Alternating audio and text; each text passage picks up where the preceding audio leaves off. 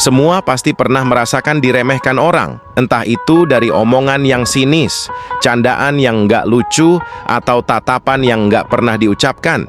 Tapi jelas banget terasa sampai di hati, dan anehnya kejadian sekecil itu bisa merusak mood kita sampai seharian reaksi spontan kita, balas ngebela diri. Dan nunjukin bahwa kita itu juga bisa. Tapi justru di situ letak jebakannya begitu.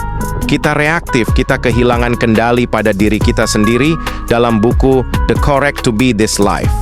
Dia bilang manusia tidak dikendalikan oleh peristiwa, tapi makna yang dia berikan terhadap peristiwa itu. Artinya apa? Pada saat kita marah, saat diremehkan, yang membuat kita panas atau sakit hati, itu bukan kata-katanya, tapi makna yang kamu tempelkan dalam kalimat-kalimat itu, bener nggak? Contoh nih, ada 2 orang ditegur dalam ruangan rapat. Yang satu berpikir gila. Ya, dia mau mempermalukan saya di depan umum. Hasilnya dia bete, baper, overthinking sepanjang hari, dan kerjaannya jadi nggak maksimal.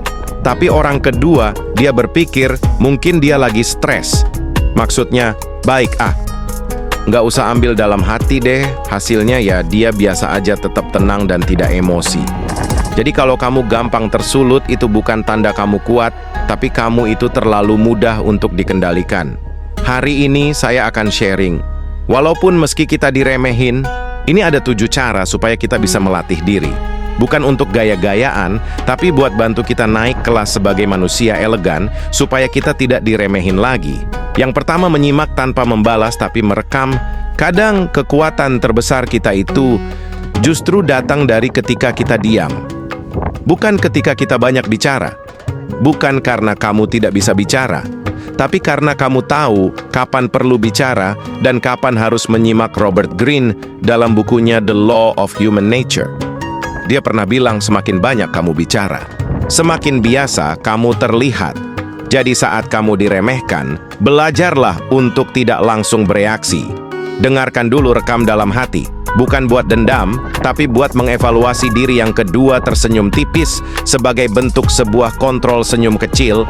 Itu bisa menjadi senjata yang paling kuat, karena saat kita tersenyum, padahal kita lagi tertekan, itu bukan tanda kita lemah, tapi tanda bahwa kita sadar kita tetap punya kendali. Viktor Frankl bilang dalam bukunya, The Man Search for Meaning, di antara stimulus dan respon ada ruang. Dan di ruangan itu kita punya kebebasan untuk memilih. Jadi pilihlah untuk tetap tenang, senyum tipis, bukan untuk menang, tapi untuk tetap waras. Yang ketiga, menjawab dengan data, bukan dengan emosi. Kalau kamu perlu bicara, bicaralah dengan kepala yang dingin. Kalaupun suasana rapat atau suasana yang lainnya itu lagi panas, gitu, usahakan kamu tetap dingin dan terus cari data, bukan untuk membalas, tapi untuk menunjukkan bahwa kamu itu dewasa. Annie Dukes dalam Thinking in Batch bilang, keberhasilan jangka panjang datang dari kontrol emosi dan keputusan-keputusan yang terukur. Jawab dengan data, bukan dengan drama, dengan fakta, bukan dengan perasaan.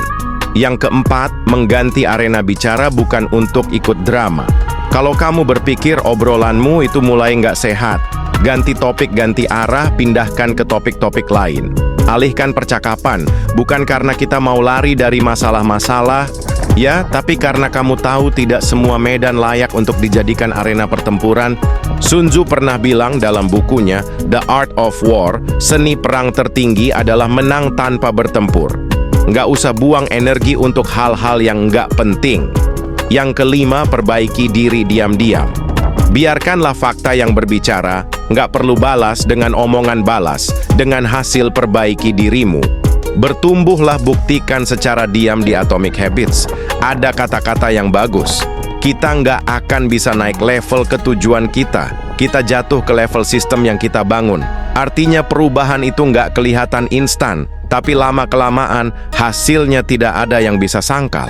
Dan ketika hasil yang berbicara mereka yang dulu meremehkan, tiba-tiba menjadi senyap sunyi dan diam. Yang keenam, amati pola mereka, bukan telan emosi. Mereka nggak usah buru-buru tersinggung. Lihat dulu apakah orang itu sering merendahkan orang lain atau enggak. Kalau iya, berarti masalahnya itu bukan di kamu, tapi masalahnya itu ya di mereka. Don Ruiz di bukunya The Four Agreement pernah bilang, Jangan ambil segala hal secara pribadi yang orang lain lakukan. Itu bukan karena kamu, tapi karena diri mereka sendiri. Jadi jangan biarkan luka orang lain itu menjadi lukamu juga. Yang ketujuh, fokus pada reputasi jangka panjang.